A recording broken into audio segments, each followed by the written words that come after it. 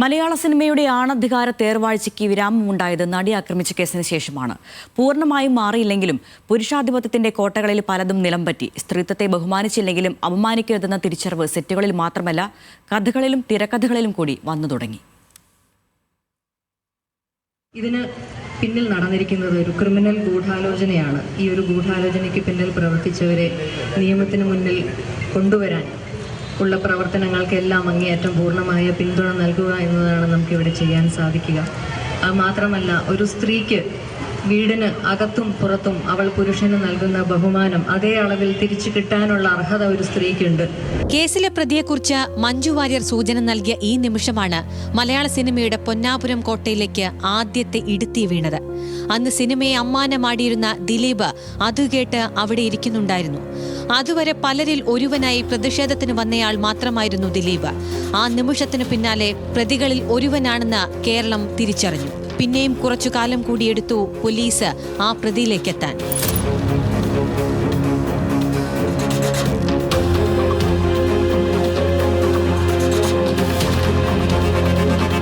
ഒടുവിൽ ദിലീപ് അറസ്റ്റിലായി. മലയാള സിനിമയെ അടിമുടി പിടിച്ചുലച്ച അറസ്റ്റ്.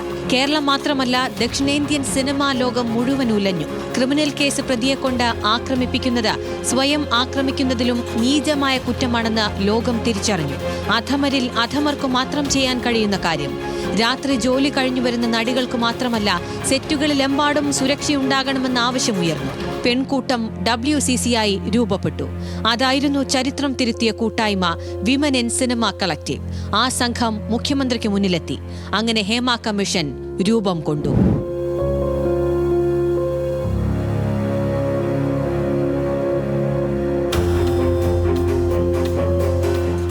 ഇന്ത്യയിൽ തന്നെ ഇങ്ങനെയൊരു റിപ്പോർട്ട് ആദ്യമായിരുന്നു. സ്ത്രീകൾ സിനിമയിൽ നേരിടുന്ന ക്രൂരതകൾ പലവിധമുള്ളതായിരുന്നു. ആൺപുലികൾ കാരവാനുകളിൽ വസിച്ച് കാണിച്ചു കൂട്ടിയതൊക്കെ സ്ത്രീകൾ കമ്മീഷന് മുന്നിൽ വിവരിച്ചു. ഒരേ ജോലിക്ക് ഒരേ കൂലിയില്ലെന്ന് മാത്രമല്ല, ഇരട്ടി പീഡനവുമെന്നാണ് സിനിമയിലെന്ന് ലോകം അറിഞ്ഞു. നടിമാരുടെ മുറിയുടെ വാതിലുകൾ പൊളിയും വരെ മുട്ടിത്തുറക്കാൻ ശ്രമിക്കുന്നവരുടെ കഥകൾ പുറം ലോകത്തെത്തി.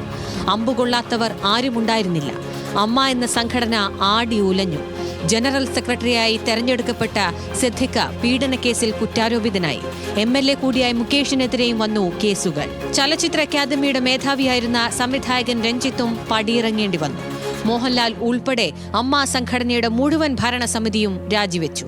ഒരു സംഭവം നടന്നാൽ അതിൽ അമ്മ എന്ന് പറയുന്ന സംഘടനയല്ല ആൻസർ ചെയ്യുന്നത്.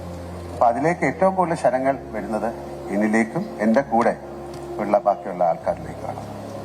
ഞാൻ ഞങ്ങളുടെ അഡ്വക്കേറ്റ്സും അതിലെ സിനിമയിലെ തലമൂത്ത ആൾക്കാരുമായിട്ടും അതിൻ്റെ ബാക്കി മേഖലകളിൽ പ്രവർത്തിക്കുന്ന എല്ലാവരുമായിട്ട് സംസാരിച്ചെടുത്തൊരു തീരുമാനമാണ്.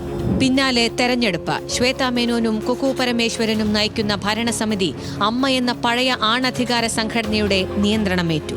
ആർക്ക് വേണമെങ്കിൽ നമ്മുടെ മെമ്പേഴ്സ് ഉള്ള ആൾക്കാർ ഇവിടുന്ന് പോയ ആൾക്കാർ തിരിച്ചു വരാം, അത്രേ ഉള്ളൂ. പിന്നെ ഞാൻ വേണമെങ്കിൽ പേഴ്സണൽ അവർ പറഞ്ഞാൽ ഞാൻ അവരെ പേഴ്സണലി ആയിട്ട് പോയിട്ട് കാണാം.